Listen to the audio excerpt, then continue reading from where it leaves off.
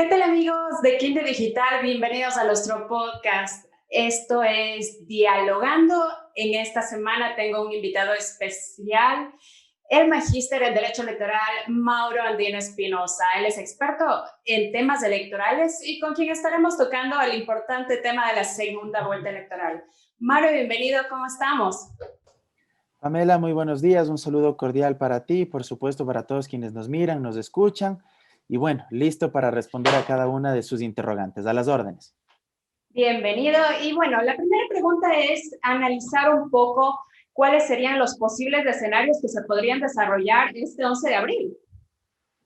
Bueno, creo que hay que reconocer que el escenario se ha ajustado mucho más. Tenemos un contexto mucho más estrecho según las proyecciones y los datos estadísticos, las encuestas que se han difundido. No hay que olvidar que está prohibido ya legalmente este momento que puedan ser difundidas a través de los medios de comunicación, pero de lo que se ha podido observar, de la información que se ha recogido, tendremos aparentemente un resultado no precisamente con una diferencia demasiado holgada. Y esto obedece a varias circunstancias. Creo que hay un antes y un después luego del debate de la segunda vuelta electoral. Hasta antes del debate de la segunda vuelta, me parece que el escenario era mucho más favorable para Andrés Arauz. De hecho, si es que uno recoge los resultados de la primera vuelta del 7 de febrero, uno puede observar que fue una diferencia de prácticamente 13 puntos, casi 13 puntos. Andrés Arauz, más del 32% de los votos. Lasso llegando a un 20%, pasando a la segunda vuelta casi que aruñando y con un relato, una narrativa bastante fuerte que le perjudicaba porque Yacu Pérez adujo un fraude electoral y básicamente al que más le perjudicaba esto, pues sin duda alguna era a Lasso porque digo, más allá de que haya sido cierto o no la acusación de Pérez, digamos, esa narrativa en contra de quien se instalaba era en contra de Lasso. Entonces, digamos, en ese primer momento había un escenario muy favorable para Arauz. ¿Y por qué decía que hay un punto de quiebre o un antes y un después luego del debate? Porque creo que a partir del debate de la segunda vuelta se observa ya la implementación de una estrategia mucho más disciplinada, más orgánica, más pensada desde el equipo de campaña de Lasso. Y ojo con lo que voy a decir. No estoy legitimando las prácticas, ni de uno ni de otro. No estoy diciendo si está bien o está mal desde un punto de vista de ética política. Pero lo que uno debe comprender es que una campaña finalmente es una guerra de emociones. Y no digo con esto que hay que vaciarle de contenido y que no se necesita también darle sustento, propuestas, sustancia al asunto. No, pero básicamente es una guerra de emociones. ¿Y a qué me refiero? Que en el debate pudimos observar ese primer paso o esa primera acción desde el equipo de Lasso para instalar esa famosa frase, esa famosa muletilla del Andrés, no mientas otra vez. Digo, por eso decía, desde el punto de vista ético, unos podrán decir, estoy en contra de ese tipo de prácticas, otros podrán decir, sí, es una campaña, está bien que te lance ese tipo de muletillas. Ya, le lanzo esa muletilla. Al siguiente día, lunes, observamos cómo Guayaquil, Quito y otras ciudades amanecieron con carteles, con gigantografías, con lonas, donde estaba ejemplificado y escrita la frase pintadas en las paredes con grafitis, con la frase, mira tú, para amplificar el tema. Y un tercer elemento que me parece fue el que más raspó en ese momento la campaña de Arauz y vino como que a achicar la diferencia que existía, lo del Banco Central. Más allá de que en estricto derecho, y soy abogado también, no solo hago análisis de temas electorales, soy abogado y la ley orgánica de servicio público te faculta, cuando eres de carrera de nombramiento, a poder pedir una licencia sin remuneración para irte a estudiar en el exterior o te permite solicitar una comisión de servicios cuando otra institución requiere tu contingente profesional y no es que te pagan doble sueldo ni nada por el estilo. Si vas a trabajar a la otra institución con comisión de servicios, esa institución es la que te paga por el trabajo que tú estás devengando y tu institución base no te reconoce un sueldo. Y la licencia sin sueldo, pues evidentemente te vas a estudiar fuera del país y nadie te paga un solo centavo. Pero digamos, esta es la explicación jurídica, tecnocrática, que no cabe dentro de una campaña porque hay mucho ruido y lo que impacta es el primer hachazo, por llamarlo de alguna manera.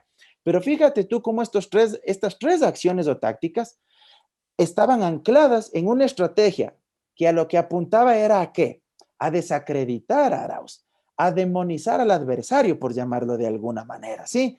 Y me parece que esa semana fue fueron los mejores días para la campaña de Lazo, donde logra achicar la diferencia. Ahora, pasa esa primera semana y me parece que ahí en cambio observamos un sacudón desde la campaña de Arauz, porque una semana después ya pudimos ser testigos de un contraataque, sobre todo en redes sociales y en medios digitales y a través de WhatsApp, que sin ser una red social, pero es un medio que nos permite comunicarnos igual, vimos que hubo ya una arremetida de parte del equipo de Arauz y me parece que ahí vuelve a reposicionarse y a ganar terreno, ¿sí? Porque esa semana post debate como que se puso a la defensiva, pero después gana terreno. Nuevamente, recojo lo que dije antes, no estoy legitimando que, por ejemplo, la canción de quien empuja la silla, en fin, sea o no sea válido desde lo ético, sí me explico, pero desde lo estratégico se evidenció que ahí hubo un contraataque en cambio desde la campaña de Arauz y le permitió ganar aire, salir de ese asedio,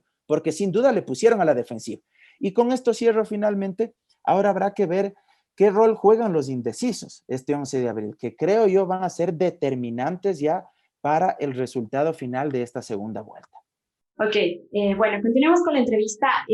También es importante, quería topar este tema porque este proceso electoral que vamos a vivir el domingo, bueno, sí, el que hemos vivido en este último tiempo, ha sido bastante conflictivo. Tal vez podemos hablar, Mauro, de los antecedentes de este tema del proceso electoral. Es una campaña muy polarizada. Creo que lo que se ha vivido ya en la contienda electoral es el reflejo también de esta atmósfera de descomposición institucional, política, económica, social que hemos venido atravesando durante los últimos años. Y por supuesto, hemos tenido mucha crispación de lado y lado. Claro que campaña sucia o campaña de ataque ha existido siempre y esto no es algo nuevo. Uno simplemente, si es que quiere remitirse a los antecedentes históricos en nuestro país, uno puede encontrar, y solo por citar un ejemplo, mucho se ha instalado durante esta campaña este relato, esta narrativa de que si votas por Andrés Arauz concretamente, vamos a hacer Venezuela o se va a caer la dolarización. Si tú revisas la historia, cuando estábamos en la transición hacia la democracia en el año 79, también se le endilgaba en su momento a Jaime Roldós Aguilera y a Osvaldo Hurtado Larrea, que en esa época era un actor considerado progresista, ¿sí?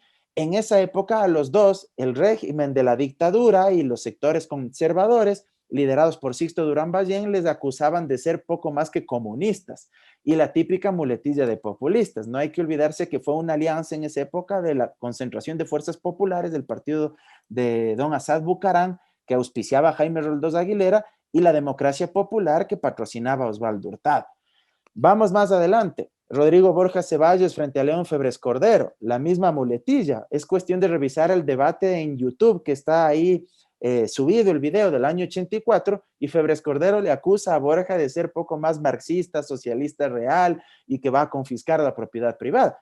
Vamos más adelante en el tiempo, al propio coronel Gutiérrez, más allá de que después en sus prácticas desde el poder haya sido bien de derechas, pero en un inicio él se vendió como alguien de izquierdas y cuando estaba en campaña lo acusaban igual de ser comunista y chavista. Me acuerdo que Alvarito, el famoso Álvaro Noboa, lo acusó en la segunda vuelta de ser comunista a Lucio Gutiérrez, porque además tenía el apoyo del MPD.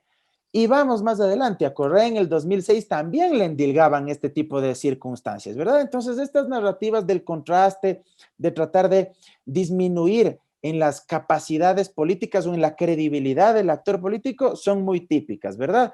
Claro que también ahora hemos presenciado que de lado y lado se han acusado mutuamente, por ejemplo, en el tema de las vacunas.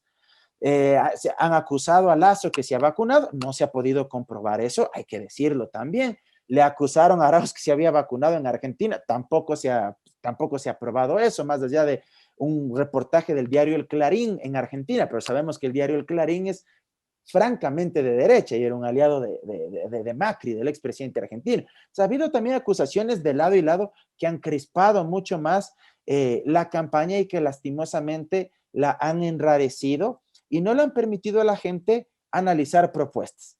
Yo creo que con esto cierro esta parte, habría sido mucho mejor si es que habríamos tenido una campaña más enfocada como lo que sucedió en los dos programas de Hora 25, donde estuvieron Arauz y Lazo. que me pareció súper pedagógico, súper didáctico, súper interesante, donde creo que fueron los mejores momentos de ambos, más allá de los afectos o desafectos que cada uno de nosotros tengamos por una determinada tendencia política. Pero creo que ese formato permitió explorar, evidenciar una serie de propuestas y una serie de interrogantes relacionadas a innovación, a ciencia, tecnología, a educación inicial, a educación universitaria. Eso ayudó. Si así habría sido toda la campaña, al menos la de segunda vuelta, no estaríamos viviendo el hastío y el cansancio que creo que todos ya estamos atravesando, porque lo que queremos es que lleguemos al domingo, elijamos y sepamos los resultados electorales. Mauro, quizá los ecuatorianos tengamos dudas ante la transparencia del proceso electoral de este domingo, porque obviamente ya hemos vivido, como he dicho, algo caótico este proceso. ¿De qué manera el CNE garantizará o qué hará para pues, que la transparencia se cumpla? Tu pregunta es muy importante. Yo justo el día de ayer tuiteaba y ponía, ojalá el CNE, aunque sea al final de este proceso comicial, cumpla con el rol para el cual existe y se encuentre a la altura de las circunstancias. Y el CNE tiene una serie de atribuciones y competencias constitucionales y legales, pero ante todo debe cumplir con una, que es facilita y que es absolutamente sencilla de decirle. El CNE está ahí para contar bien los votos. Esa es la función del CNE. El CNE debe contar bien los votos y eso significa, entre otras cuestiones, garantizar y respetar irrestrictamente el pronunciamiento popular, la soberanía popular expresada en las urnas de una mayoría, que se decida por Arauz o que se decida por Lasso, pero eso debe ser garantizado y eso debe ser respetado. Ojalá el CNE no cometa los errores que cometió en la primera vuelta.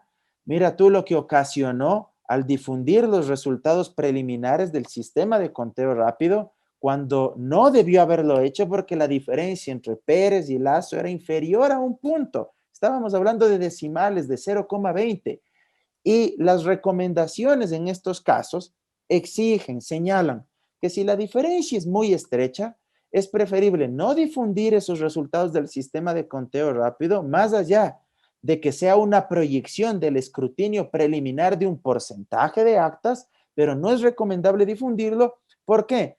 Porque la proyección a medida que se va realizando el escrutinio total podría cambiar, podría modificarse, tal como sucedió al final. ¿Qué es lo conveniente ahí? No difundir ese resultado del conteo rápido, decirle a la opinión pública, a los actores políticos que permitan que se desarrolle el escrutinio hasta que se termine el 100% del mismo y que ahí se tendrán resultados mucho más concretos. Y algo adicional que hay que exigirle al CNE, que permite el trabajo de los observadores electorales, tanto internacionales como nacionales, que permite el trabajo de los medios de comunicación, pero no solo de la prensa hegemónica, pues, sino también de ustedes, de estos otros espacios y medios de comunicación alternativos, portales digitales, medios que se dedican a difundir información, a hacer opinión a través de las nuevas tecnologías, a través de Facebook, a través del Internet, en fin, también deben tener su espacio garantizado para que pueda pluralizarse el acceso a la información. Porque digo, yo no voy a decir algo aquí que para nadie es desconocido. Todos sabemos que existen también posiciones claramente políticas identificadas en todos los medios de comunicación. Y yo no digo que eso esté mal. A mí lo que me molesta más bien es cuando se quieren propiciar esos aires de supuesta neutralidad absoluta, de objetividad pura, que eso no existe. Todos y todas hablamos desde algún lugar. Y como todos y todas hablamos desde algún lugar, es mejor pluralizar las voces para que todas las corrientes, incluyendo de los medios de comunicación y de los observadores electorales, puedan presenciar el escrutinio, puedan vigilar el proceso electoral y garantizar la transparencia del mismo. Mauro, se habla de un empate técnico según encuestas realizadas en días pasados. ¿Usted cree que habrá este empate técnico? Es probable que el resultado sea ajustado. Digo, yo no soy encuestador, no me dedico a eso, pero de lo que se ha observado, es probable que tengamos un escenario muy, muy ajustado. Yo en lo personal aspiro que gane quien gane, ojalá lo haga por una diferencia, ojalá al menos de 4 o 5 puntos para que ese manto de duda que podría generarse si es que el resultado es muy estrecho, pues no exista. Solo basta recordar lo que ocurrió en el 2017 entre Moreno y Lasso. Hubo toda una atmósfera ahí de acusaciones de lado y lado. Lasso denunció un supuesto fraude. Al final del día nunca pudo probar nada. Nebot prácticamente le dejó abandonado en el camino. Recordarán ustedes, están ahí los videos, igual en YouTube. Nebot le dijo que si es que Lasso le exigía que saque a la gente en Guayaquil para protestar en contra del presunto fraude, tal como sucedía en esa época acá en Quito, alrededor del CNE y en la Shiris, Nebot le decía, chévere, tú denuncias fraude, demuestra el fraude y yo saco a la gente en Guayaquil. Nunca se pudo probar, pero y le abandonó prácticamente Nebot en ese momento. Pero el tema es que si el resultado es muy estrecho, se da tal vez la posibilidad de que uno de los dos actores puedan propiciar esto, esta narrativa. Y esto es producto también de la inmadurez de nuestros actores políticos. Hace falta mucha cultura democrática. La democracia para algunos es buena solo cuando ellos ganan. Cuando pierden, ahí sí no vale. Cuando yo pierdo, entonces ahí sí empiezo a acusar de fraude, deslegitimo la institucionalidad, deslegitimo el control. Entonces eso también es peligroso. Ojalá ambos, gane quien gane y pierda quien pierda, actúe con profunda serenidad y responsabilidad con el país. Estamos dialogando con el abogado Mauro Andino. Doctor, el voto nulo promovido por Pachacutic, ¿es conveniente o no es conveniente? Y también, ¿qué pasaría si es que llegase a ganar el nulo? Es una pregunta muy pertinente, igual por el contexto que estamos atravesando. Varias organizaciones sociales, no solo la CONAIE, y otros actores políticos, aparte de Yacu Pérez, han propiciado esta posibilidad del voto nulo. Lo primero que hay que decir es que el voto nulo es absolutamente legítimo, es democrático y por supuesto también está previsto en el Código de la Democracia. Nadie tiene el derecho a señalarle a usted o a señalarle a cualquier elector o electora que ha decidido libremente anular su voto en cuestionarle o en increparle el porqué de esa decisión. Es tan legítimo y democrático votar por Arauz o votar por Lasso como anular el voto. Eso es absolutamente democrático. ¿Por qué? Porque desde lo simbólico y desde lo político, el voto nulo generalmente representa una insatisfacción con el sistema, representa un rechazo con las instituciones políticas, un rechazo al sistema de partidos. Significa que no se sienten representados por ninguna de las dos opciones que pasaron al balotaje, o en general no se sienten representados con los actores políticos que conforman este gran campo de batalla o de disputa por el poder. También puede ser el reflejo de un grupo de ciudadanos o ciudadanas que han sido desplazados, excluidos del sistema, ya sea por condiciones de desigualdad económica, por condiciones de desigualdad cultural, étnica, porque consideran que este sistema es absolutamente injusto, opresor en contra de ellos y realmente quieren que todo se reestructure nuevamente. Es decir, tiene un simbolismo, tiene una representación y es válido. Ahora, para que el voto nulo tenga algún efecto jurídico, tendría que superar el 50% de los sufragios de ese día. Por poner un ejemplo, si es que acudimos a sufragar 10 millones de electores y electoras, de los 10 millones, más de 5 millones de esos votos tendrían que ser nulos para que el voto nulo le gane a la votación de los dos candidatos finalistas sumados, juntos.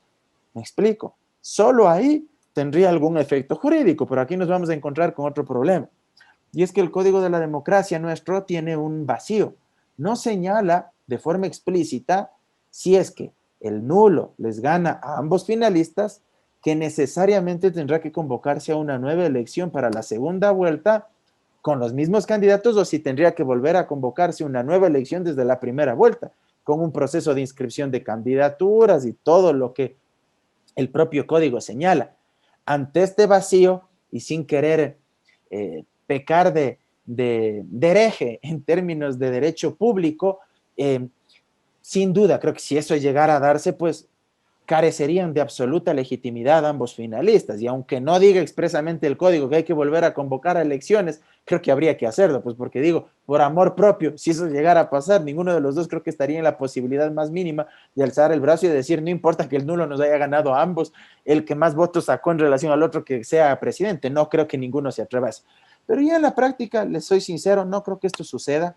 Si uno revisa los datos estadísticos desde el año 79 del retorno a la democracia hasta lo que sucedió la primera vuelta el 7 de febrero de este año, el nulo nunca ha llegado ni siquiera al 12%.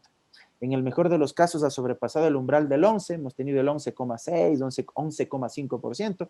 El nulo en la primera vuelta de este año estuvo en el 9,5%, porque al final del día, mire, más allá de la insatisfacción que tenga la gente con la élite política, desde que el Homo sapiens apareció en este planeta, vea, desde que éramos sociedad de cazadores y recolectores, antes de ser sociedad agraria, siempre el grupo, la manada, si queremos utilizar una palabra metafórica, siempre tiene alguien que lo dirija, que lo conduzca, no que le controle ni que le dé haciendo las cosas, no estoy hablando desde una perspectiva totalitaria ni mucho menos, pero siempre el grupo, la colectividad, desde esas épocas hasta la constitución del Estado moderno, siempre es proclive a confiar en alguien, a que alguien dirija esa comunidad, a que alguien conduzca, a que alguien gestione y ejecute las acciones de gobierno. ¿Por qué? Porque nosotros no podemos hacerlo porque estamos enfocados en nuestras actividades cotidianas. Entonces yo creo que el nulo crecerá probablemente un poco más, eso sí se espera o sí se proyecta, pero no creo que llegue a los porcentajes que algunos han planteado. Doctor, pero no es verdad que si uno vota nulo, esos votos van al que está ganando, ¿no? Hay que aclarar. En lo absoluto, y es muy buena pregunta también. Esto ha sido muy común, es parte de la narrativa política que se ha pretendido instalar en el imaginario popular, muy probablemente con una intencionalidad política, sobre todo del que va segundo, ¿verdad? En sociedades muy polarizadas, como la nuestra en las actuales circunstancias, porque no hemos logrado romper esa dicotomía correísmo versus anticorreísmo, es muy habitual que se utilice este tipo de discursos o este tipo de mensajes. Hey, no votes nulo o blanco porque le vas a favorecer al que está primero. Porque se utiliza la lógica de la construcción del enemigo, por llamarlo de alguna manera. Ellos saben que determinado actor político tiene mucha resistencia en determinado sector de la población, pero ese sector de la población no se siente identificado por ninguna de las dos opciones. Pero como saben que probablemente rechazan más a la otra opción política, le dicen, hey, no desperdicies tu voto, vota por la otra opción porque aunque no te guste, es la única vía posible para evitar que el otro, al que tú odias o detestas, gane. ¿Sí me explico? Entonces es una lógica maniquea también. Es una lógica, si usted quiere, de manipulación del elector. Y ahí se pretenden instalar estas narrativas. El nulo le va a favorecer al primero, o el nulo suma al que está primero, o el blanco igual. Nada de eso es verdad. Eso es falso porque un voto nulo es un voto inválido. Pues fíjese usted, ¿cómo puede sumar, Pamela, un voto nulo? Porque ¿qué es un nulo? Y pongo ejemplos así muy concretos. A ti te pasan la papeleta y que en la papeleta tú le pongas palabras de cariño, entre comillas, a ambos candidatos. Y a Arauz le digas vela verde y a Guillermo Lazo le digas banquero tal y cual. O sea, eso es un voto nulo, eso no puede sumar a ninguno. O que hagas una X y marques en contra de los dos candidatos. Entonces, un voto nulo no suma a ninguno, los blancos tampoco. Aquí gana únicamente el que tenga la mitad más uno de los votos válidos. ¿Cuáles son los votos válidos? Los que hayan votado por Arauz o Lazo. Así es. Mauro, nos interesa también, bueno, esta pregunta está un poco más relacionada quizá con la gente que está un poco indecisa. Queremos saber cómo estamos con las dos tendencias políticas para las elecciones de este domingo 11 de abril. ¿Cómo ha visto usted este tema electoral sobre esta segunda vuelta que se nos viene? De lo que se observa, existe un porcentaje muy significativo de indecisos todavía. Esto puede ser determinante al final de la contienda. Mucho más en un escenario como el nuestro, donde también podría suceder que exista esto que los expertos denominan voto oculto o que otros llaman desde las ciencias sociales de este tema de la espiral del silencio. Es decir, que mucha gente en sus adentros sepa por quién va a votar, pero cuando va el encuestador, cuando alguien le pregunta desde los medios de comunicación, no quiere exteriorizarlo por varias razones, porque tiene miedo a sentirse rechazado socialmente en su grupo, en su entorno más cercano, en su familia, en su grupo de amigos, en su trabajo, porque tal vez está en medio de un contexto que es adverso hacia esa opción política por la cual tú te estás decantando. Porque sabes qué, decir, si voto por Arauz me van a decir borrego tal y cual, o si dices voto por Lazo, entonces me van a decir amigo de la banca, no sé, se me ocurre cualquiera de las dos etiquetas. Entonces, muy probablemente ese elector prefiere guardarse esa decisión final y no exteriorizarla. ¿Para qué? Para no sentirse desplazado del grupo, para no generarse un conflicto o un señalamiento, un juzgamiento social por parte de su familia. creo que los indecisos, o de sus amigos, los indecisos van a ser determinantes. Podría mover bastante el tablero el día domingo. Creo que lo de ayer, lo que se divulgó, este tema de la vacuna, del hijo de Borrero, del candidato a vicepresidente de Lazo, puede terminar también por incidir y por mover la balanza estos últimos días que quedan, sobre todo si es que uno lo ata con estos gravísimos problemas que existen con el plan de vacunación. Digo plan entre comillas porque el propio presidente Moreno reconoció hace algunas semanas atrás que no teníamos plan y que solo había en la cabeza eso del exministro Ceballos. Y estamos viendo a través de distintos medios de comunicación y de las redes sociales cómo se está maltratando a nuestros adultos mayores, pasando horas a la intemperie, bajo un sol inclemente, pasando fríos, lluvias, de todo, para poder acceder a una vacuna. Y si eso, o en medio de esa tragedia, porque realmente es algo inhumano, es indolente lo que está pasando, aparece también que el hijo del vicepresidenciable de Creo, del binomio de Lazo, se ha vacunado saltándose la fila sin ser médico, siendo joven de 41 años, siendo ingeniero en administración de empresas y siendo gerente de una clínica privada, pues sin duda alguna puede atarse y puede terminar por definir ese voto de los indecisos. Mauro, hace unos días se habló, bueno, uno de los consejeros, el consejero Quita, hablaba del voto migrante que representa, me parece, el 0.5, pero él minimizaba y decía como que no, esto no va a tener nada que ver al final de quién llega o no a ser presidente de la República. Pero ¿por qué él tomaría esa actitud? ¿Por qué no respetar la decisión del pueblo? Bueno, la actitud del consejero no me sorprende. Realmente el CNE ha cumplido en términos generales un papel lamentable. Creo que solo es comparable a lo que en su momento se vivió con lo que se denominó el Tribunal Electoral de la Mano Negra en la época de la transición del año 78-79 para el retorno a la democracia. Basta revisar la historia y encontraremos que ahí la primera vuelta se dio en el año 78 y la segunda vuelta en el 79, creo que unos 6 meses después de la primera vuelta. Modificaron la fecha de las elecciones porque querían darle más aire al candidato conservador de derechas en esa época, que era Sixto Durán Ballén, para evitar que gane Jaime Roldós, una serie de trabas, de problemas, se reestructuró el Tribunal Electoral de esa época, en fin. Al final terminó ganando Jaime Roldós y cualquier parecido con la realidad de ahora, cuando se quería modificar la fecha de la primera vuelta, modificar la fecha de la segunda vuelta, diríamos que es pura coincidencia, entre comillas. Veamos si es que tiene los mismos efectos políticos al final. A veces la historia es cíclica y tiende a repetirse.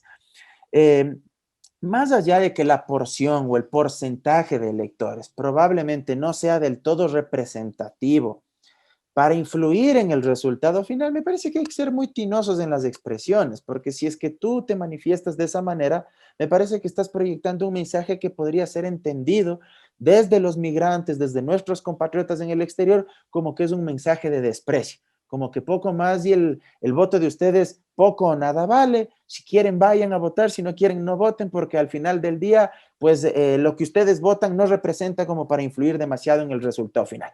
Digo, hay que ser tinosos, hay que ser prudentes en el mensaje. Tan importante es el voto de un migrante que está en Estados Unidos, en España o Italia, como el voto de un ecuatoriano que es indígena, que está en la ruralidad de nuestro país, porque la democracia tiene eso, que es tan, tan maravilloso, que todos los seres humanos somos igualitos del momento de sufragar. Solo en ese momento y en la muerte creo que somos igualitos, sin distinciones de ninguna naturaleza. Un ser humano igual a un voto, ni más ni menos. Entonces, hay que valorar eso. Ahora, claro, ya en términos proporcionales, hay 7 provincias básicamente que son las fundamentales para el resultado final y que es tal vez dentro de ya del análisis lo que hay que pegarle más ojo, ¿no? Pichincha, Guayas, Manabí, Los Ríos, Azuay, El Oro, y me parece que la séptima vendría a ser Tungurahua. Son las 7 provincias con mayor número de electores y las que probablemente terminen por definir el resultado de este 11 de abril. Bueno, para Mauro Andino, ¿cuál sería la mejor opción entre estos dos candidatos que tenemos ahora? No sé, podríamos quizá matizar las posturas de cada uno. Más allá de decir yo quién de las dos opciones es la mejor, creo que es importante tener claro que están enfrentados dos tipos de Estado, dos modelos de Estado que se plantean, ¿sí? Y eso creo que la gente también lo tiene claro. Por un lado, un modelo propuesto por Arauz con mayor intervención y un rol más preponderante del Estado. ¿En qué sentido? Fortalecimiento de las instituciones políticas, esto puede devenir en fortalecimiento de los servicios públicos, que a su vez, básicamente a lo que apunta es a garantizar derechos sociales, económicos, culturales, reflejados en la práctica en qué? En proteger y expandir un sistema de salud pública de calidad, un sistema de educación pública de calidad, garantizar que no se privatice la seguridad social, garantizar un trabajo digno, es decir, echar abajo, por ejemplo, esa famosa ley de apoyo humanitario, que de apoyo humanitario no tiene absolutamente nada, porque esa ley, entre otras cuestiones, precarizó las condiciones de los trabajadores y trabajadoras de nuestro país, porque ahora tenemos obreros que ganan $220 mensuales, porque esa ley, aunque suene redundante, legalizó que se reduzca el salario básico de $400 a $220, una reducción del 45%. Se permitió también que la jornada laboral pueda distribuirse durante durante 6 de los 7 días a la semana. Esto significa que si tú trabajas sábado o domingo, no te paguen horas extras suplementarias con el 100% del recargo, lo cual va en abierto perjuicio a los trabajadores, ¿verdad? Entonces, digamos, creo que desde esa perspectiva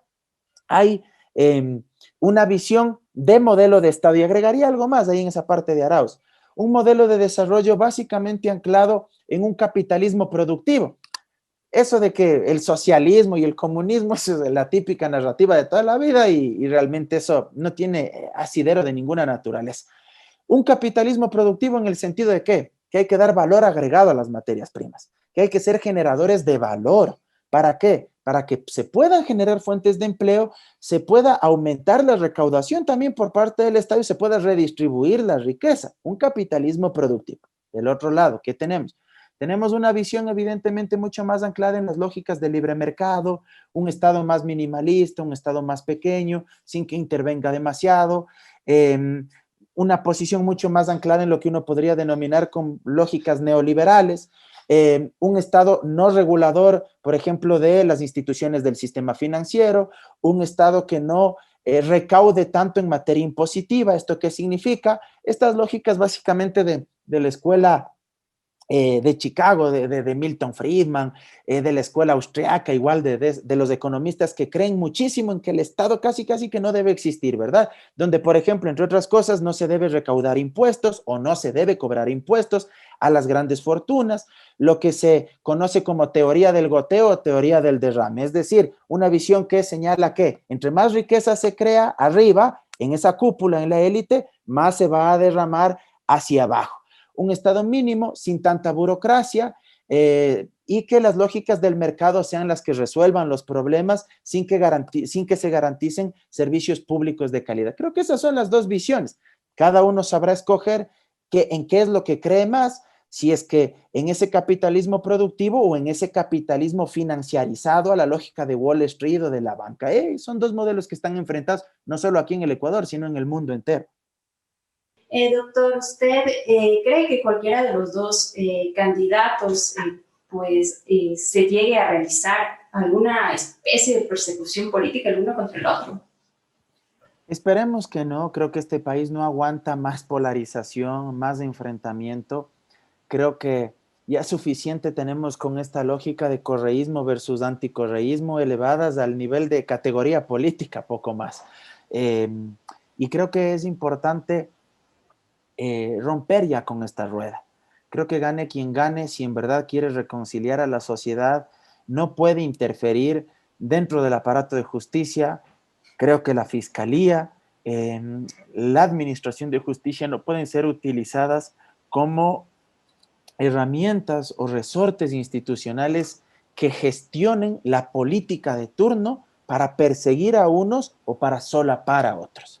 Creo que eso le hace daño a la democracia, y aquí hay que decirlo con absoluta sinceridad también. Este ha sido un mal de la derecha, de la izquierda, de los actores políticos en general de nuestro país.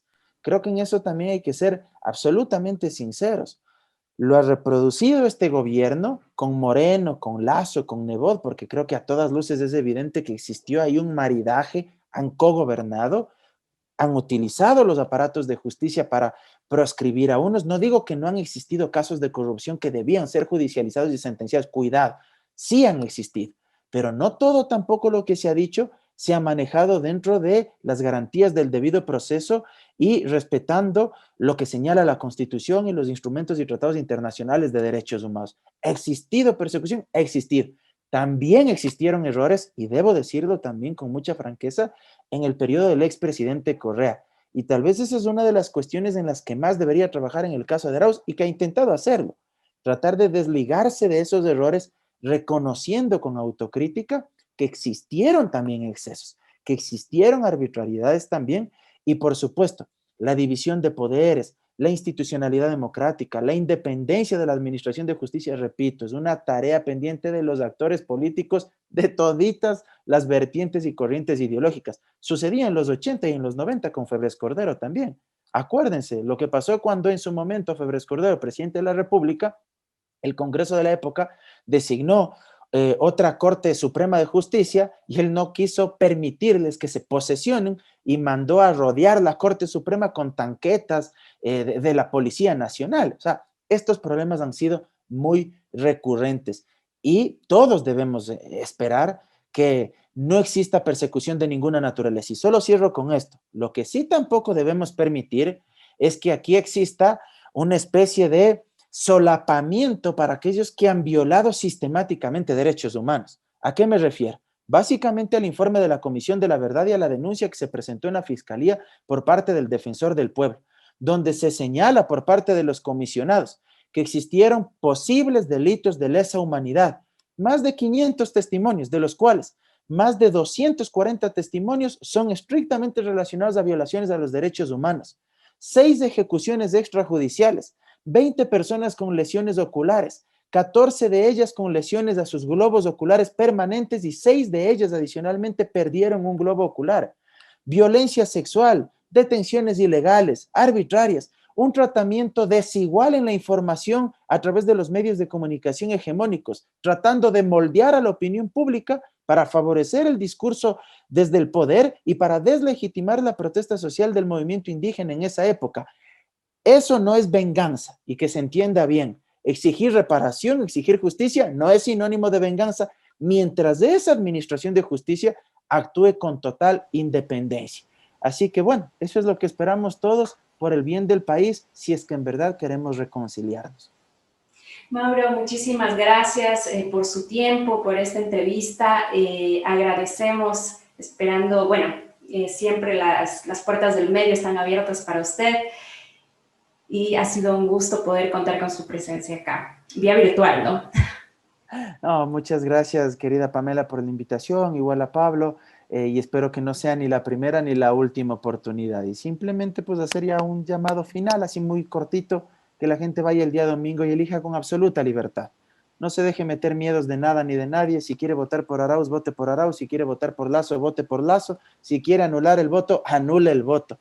Ni a usted, ni a mí, ni a todos quienes nos están mirando, nadie tiene el derecho de imponerle, de ordenarle, o como diríamos en la sierra, muy coloquialmente, de darle votando, de darle pensando, de darle decidiendo. No, no, no.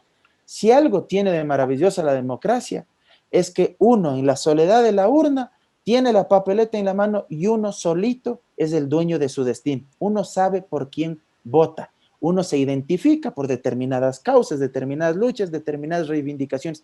Vaya y vote en libertad. El Ecuador es el Ecuador y el destino de nuestro país lo decidimos los 17 millones de ecuatorianos. Un abrazo. Eso es todo, amigos. Muchísimas gracias a nuestro entrevistado. Será conmigo hasta una próxima oportunidad.